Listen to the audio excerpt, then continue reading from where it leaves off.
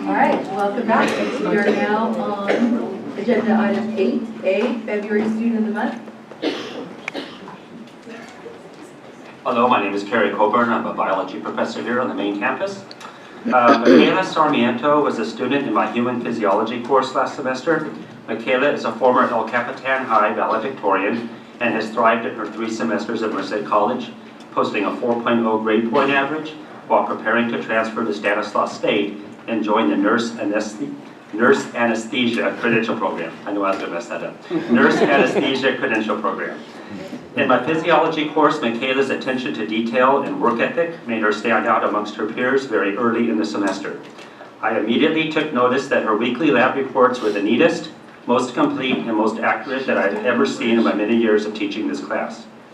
Michaela was born in the Philippines but considers Merced her hometown. Michaela chose Merced College for its proximity to home and affordability. Michaela told me that being Filipino-American, she was following the long tradition of nurses within her minority group. Michaela stated to the Campus Digest that Merced College has helped her achieve her academic goals by providing her a comfortable environment in which she can learn the coursework material that is imperative to the nursing degree. And Michaela is with her tonight with her parents, her mom and dad. Michaela.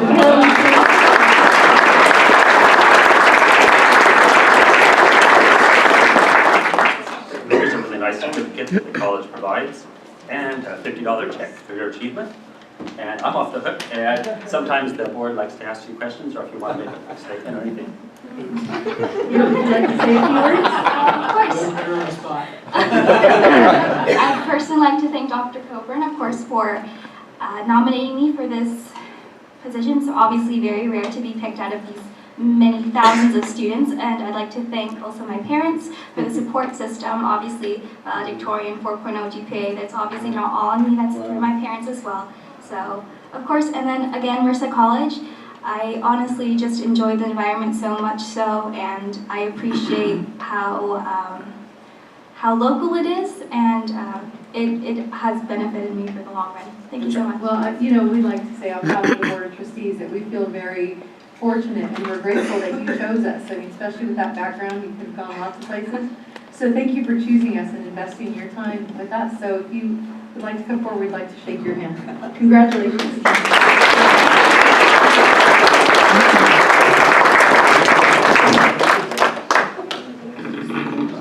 Congratulations. And good job, parents. Good job, parents.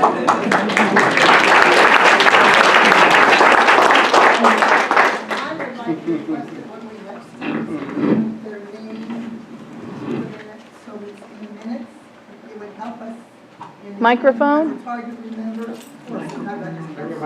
Okay, so the microphone wasn't on, but for the, just so that the public knows, board member Upton was suggesting that the student of the month names be put in the board doc that goes out, so it creates a permanent record for the minutes. Okay, and then thank you for that. Agenda item B, March Student of the Month. Boy, I feel greedy tonight. I have a twofer.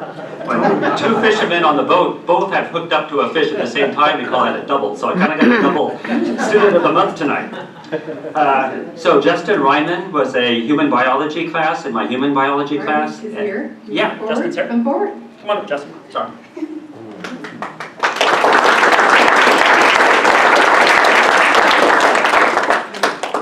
Here's Justin.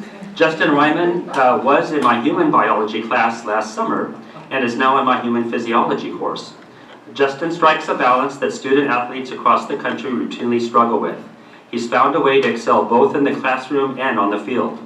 Justin maintains a 3.5 GPA and has been a student at Merced College since fall of 2017. He's achieved all that while playing linebacker and being named defensive captain on the Blue Devil football team. Blue Devils. Wow. I noticed Justin's work ethic during my summer course last year. Despite having to leave class early due to summer conditioning sessions with the football team, Justin never missed a minute of lecture or lab. He would always say, I have to go to conditioning. When can I do this? And so if he didn't come to the morning lab, he'd come to the afternoon lab. If he couldn't come to the afternoon lab, he'd come to the morning lab. He just made it work. He really, really pays attention to his academics and takes a lot of pride in his academics. Justin takes his academics very seriously and is very focused on his career aspirations, but at the same time is a very humble and respectful student. He is popular with and works well with his peers in the classroom and on the football field.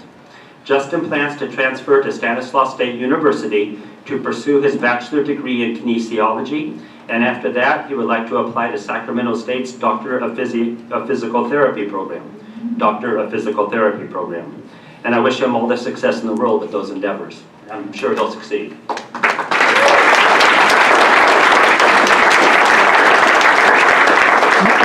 There's your certificate, there's your note. Honestly, all I came for.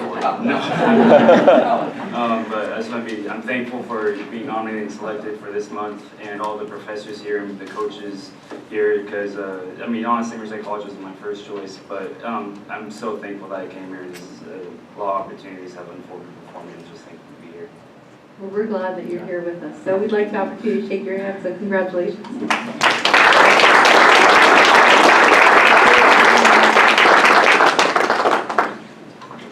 Is anyone in the audience over here? Good job, thank you. We're here. We're here. Okay, Justin, you said they said they're here for you. Got you. All right, thank you for that. So now we're on agenda item 9, constituent reports, academic senate. So, well, first, thank you for granting tenure tonight to all those faculty. There's a bunch of people that have, about 5 or 6 people who have been sitting on curriculum, on Senate. As one of them said, they love serving on hiring committees. It's always fortunate when you get those people. And boy, has much changed in the few months since or a few weeks since I last saw you guys. So I'm not just being academic senate president, but I'm acting curriculum chair because somebody had to be out for a while. And so that's why one of the things we'll be looking at this year is our bylaws and thinking about potentially changing it so that the curriculum chair follows the same kind of process as the Senate president, where there's somebody, the past curriculum chair could step in and have more of a mentorship to becoming curriculum chair. So that's one thing. We're still working on our equivalency committee, and we need to get that really going and stuff. Next month will be the part-time faculty appreciation month, so we'll be honoring about 12 part-time faculty at this meeting here. So it won't be as big as the meeting we just had, but there'll be time to recognize our part-timers that are very dear to our work and everything that they do. There's those. We're working on a OEI CTE pathway grant, which will be really geared towards the CTE programs and really helping to put more of those online. And that's a statewide grant that's coming out. So there's lots of things coming on and going that we're working on. These are the major things, but we're still doing all the other stuff behind the scenes. Thank you. Julie Clark, Julie, will you stay there for just a moment? I just want the board to know that Julie has been serving as academic senate president, which is a very full-time job in many ways. And she recently stepped in a pinch to also serve as a curriculum chair. I just want to publicly thank her for stepping in and doing dual duties. She's balancing quite well. VP Fowler was singing her praises just the other day. So I want the board to know what you've stepped in to do. We really appreciate your leadership. So thank you.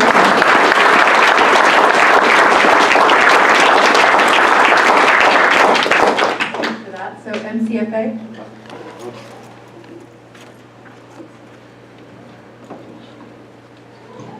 Good evening. First, I would also like to thank you for granting tenure to 19 of my colleagues. It's intriguing, you know, as president of the association, I probably knew the story of only about 5 of them.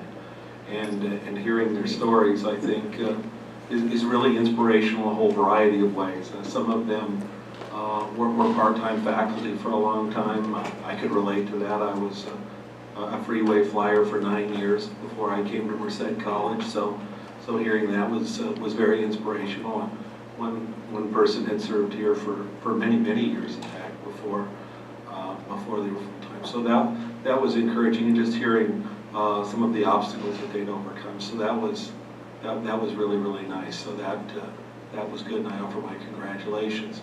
The second thing that I just wanted to mention, talking about part-timers, is that one of our part-timers is going to make Merced College history next month. we have one of our part-time librarians, Kathleen Brantley Gutierrez, is going to be awarded what we call a OO Award. We honor hours for basically working on behalf of the union. And one of the things that I'm proudest of in the last few years, and Chris Vitelli's been a partner in this. We've made a lot of very positive changes for our part-time faculty in the contract. I know in our last contract, our part-time faculty got double the raise of full-timers. We got a priority of assignment article that was passed. We had a part-time faculty member, Dennis Nichols, who served as one of our negotiators and did a terrific job. That had never happened in the history of the college before. So I want to commend administration for working with us and trying to improve the lives of some of our faculty members who frankly are our most vulnerable faculty members. Some of our faculty members, they don't make very much and they work damn hard. And so I think it's nice that we acknowledge them. So have a wonderful evening and thank you. Thank you. Okay, classified senate. Oh, classified senate, I'm next. All right. No classified senate? Now, go. Okay. Just the intimidation factor. It's good to be here. My name is Terry Platt. I am the new president of our CSEA chapter here at Merced College. I started Merced College, and I think the reason why is after I got out of the Air Force, I did not know what I wanted to be when I grew up. I'm still at Merced College, several years down the road because I still don't know what I want to be when I grow up. It's a pleasure, though, serving as our chapter president of CSEA. I'm honored to do that. We are committed to helping our students achieve, helping our faculty be successful, working with our management team, participating in our participatory government, and all of the committees that we do. I'm excited for us as a community college. Thank you for your work as trustees, and we appreciate it. You'll be hearing more from us because we have an exciting item coming up in a little while on the agenda. Thank you. All right, thank you.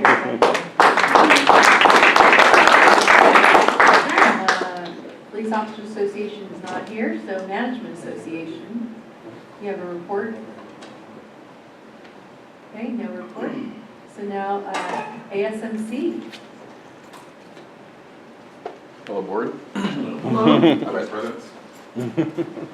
Hello. So I'm doing this again. It's a little professional, but it's coming from my phone. So outside of collaborating with a couple of other departments like student health, we are pretty soon, in a couple of weeks, I think April 4th through April 7th, we are going to General Assembly in Sacramento. So ASMC will go into that, and we'll be bringing back the knowledge we've learned, and hopefully passing it on to the next class, so you will. Culture Shock got moved to April 16th through 17th. April 16th through April 18th. The week of my birthday. Collaborating, there's a couple more events. There's like, I think the Since I Was Packing, there's a couple of those that are coming up that we're going to help continue collaborating on. Student Trustee has a free Scantron week for finals week. Also with that, there's going to be coffee, possibly hot chocolate, and maybe an animal shelter will come out. Maybe, we'll see. Since the last time we spoke, nothing much has happened really. To be honest, I've been kind of in and out of the office lately. I've been kind of detached from the ASMC. I'll say 3 out of 4 weeks I've not been in there. But I do plan to give a full account and summary of everything ASMC has accomplished, what we have failed at as an organization, and what I suggest and recommend for my successor. And that concludes my report. So you've been out, what you been doing? Soul searching, trying to catch back up with schoolwork. Because I agree, it is a full-time job doing this. Believe it or not, as a student, it's a full-time job. And Now you're going to leave us hanging on what happened last week? Yeah. Nah, it's like, no worries. All right, tell out here. Well, congratulations on your marriage. Thank you. Yeah, I'm gonna be bound to that forever. Yes, we'll see. Like I told Beefy McCandless, may I never regret it. But yeah, that concludes my report, and thank you. All right, thank you very much. I appreciate seeing you. Okay, so, all right, now that's on. Agenda item 10, consideration of the consent agenda. What is the pleasure of this board as to the consent agenda? Okay, we have a motion by trustee Pedrosa. Second? Second by trustee Ochoa. Is there any discussions or comments? Yes, trustee Chabot? So under the curriculum revisions, I really appreciate the titles of the courses and not just the numbers. I made that request at our retreat, and there it is, so thank you, Chris. Good job. And the Office of Instruction for doing that. I now know that, you know, Bio 50 is really the survey of anatomy and physiology. And so I didn't know that, and I like it. All right. Any other questions or comments on the consent agenda? Hearing none from members of the board. Any questions or comments by members of the public? Okay, seeing none, we'll call for the vote. Trustee Lemus, how do you vote? Aye. Thank you.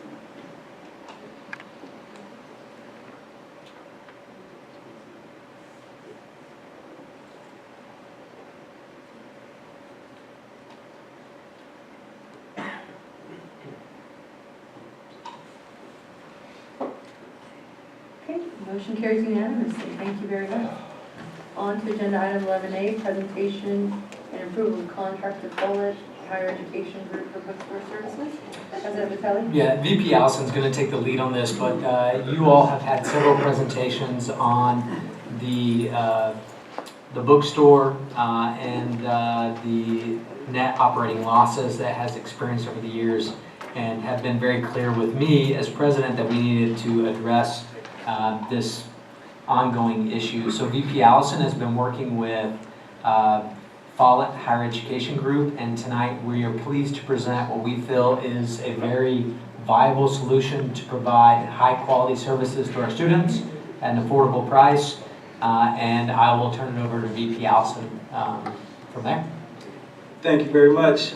Actually, you said everything I was going to say, so I just want to introduce Mary Perry from Follett Corporation and her team as well, and I'll turn it over to Ms. Perry. My picture doesn't go. All right. Thank you for having me today. For those of you who I haven't met, most of you, as Vice President Allison said, I am the Vice President of Marketing. I'm based in California. Actually, I went to Saddleback College, so this is very near and dear to my heart when we start talking about students and affordability, because while I was never smart enough to get a 4.0, I do know the real challenge students face today with affordable textbooks. So we want to talk a little bit about why we put together a proposal for Merced. But before I do that, I do want to introduce Ken Pegram, who's my Group Vice President of Operations. He came in from Arizona to be with me today and answer any questions you might have. And Sarah Fossey, who's the Regional Manager for Central California. We have 4 regional managers who will support the store if we're honored to serve you here at Merced. So I was hopeful to spend 5 minutes and just take just a very high level of why we serve about 43 of the California community colleges. The first slide I put up was really just to start with an important part, which is your existing team members. For those of you who don't know Robin, you can all raise your head and nod if you know Robin in the store. Robin will still be our store manager. It will still be the Merced College Bookstore. Our 2 classified employees will continue to work in the store in the same roles. We'll just be supporting them with our infrastructure and buying power, really is what it comes down to. And that's going to lead me to my next few points, which is innovation, affordability, the focus on community colleges and the community college experience. And then I just want to give you one slide on who Follett is. So if that's okay, I'll keep going. I'm just going to go with nodding. I don't do a lot of word presentations, so I get a little nervous. Just in case anybody's sitting in that room going, college bookstores, will there be a college bookstore in 3 years? Yes. the market has changed. Amazon has, shifted some of our sales, but Follett continues to be a privately held company. We have about almost 1,300 campus stores we serve. You might know some of them: Stanford, Arizona State, West Hills, Saddleback, Irvine Valley, Peralta, City College, a lot of colleges. But we do it in a way that's really focused on embracing the campus we serve. It is still your campus store. We're just the infrastructure. And we are still privately held as a family company. We're in 6th generation of family ownership. My boss is a Follett family member. If you are at CCLC, some of you may go to CCLC in the fall. Normally he joins me, so you'll get a chance to meet him. He's an amazing guy. So any questions on Follett? If not, I'm just going to keep going. So if I was sitting in your seat, especially as the student trustee, I'd be like, why? What is going to drive affordability that's different with the Merced College Bookstore? How can you run the store that's going to allow you to make a profit and us to do better? We're not going to raise the prices. Actually, we're going to lower the prices. And we do that really with 7 really focused efforts. First of all, working closer with the faculty, getting more used text, getting more rental books. Rental books today are about 80% off the new price because we're able to move them among our campus stores. So if a book's not being here at Merced, we can use it at Fresno State. And working to really identify with the faculty. Can we use that book for 3 years, 2 years? Can we discount it 80%? The difference, and when I say I was that kid on financial aid with my pink voucher, unable to take biology because the book was $50 in 1985, I mean, it's a real struggle for students. And so these 7 initiatives, which I could tell you more than you'll ever want to know about, and I won't do that to you today, but if you'd like me to come back, I'm happy to give you a mini lecture. This will really make a difference. Things like price matching. Let's say, I don't know your name, I'm so sorry. Alexis. Hi, nice to meet you. So Alexis, let's say she finds a cheaper at Amazon. She's able to bring in that book and get it for the same price in the bookstore. We also, on the faculty side, really focus on identifying OER, or free titles. If you paid any attention at all, a little bit about the state legislature, that's a big focus. Let's identify free titles where it's available. Now that might be crazy from the bookstore girl, but I swear it does make sense in the long term. So these are the 4 tenets within the campus store. I'm, once again, just trying to be respectful of your time. There's 4 things that are really good. We're going to make it easier for faculty to adopt course materials. We're going to allow students to see all the course materials when they register for their classes, what the price is: new, used, rental, digital, OER. They can purchase it with 1 click, so they don't have to add things to their shopping cart. And then if it is an OER, or inclusive access program, it will automatically populate into their learning management system. We do all that for you. There's nothing you pay for. That's part of our service. That's why we have so many campus stores. And this is my last slide. So I'm going to give you an example. There's a lot I could show you, but when we talk about OER and course materials, here's what it looks like. So OER allows us to sometimes have free content, but has anybody heard of like My Math Lab, which is probably the #1 title in the country? It's about 125. Alexis says, oh yes, I've used that book. Most students have. It's $125 for that book. That's more than tuition. Oh yeah. So anyhow, we can do that same title with a company called Lumen. We'll use anybody. Merlot, OpenStax, those are all OER providers, but Lumen has a similar title for $25. For faculty members, it still has all the homework, all the testing, all the adaptive learning tools, but it takes it from $125 to $25. That is dramatically different for a student experience. So when we talk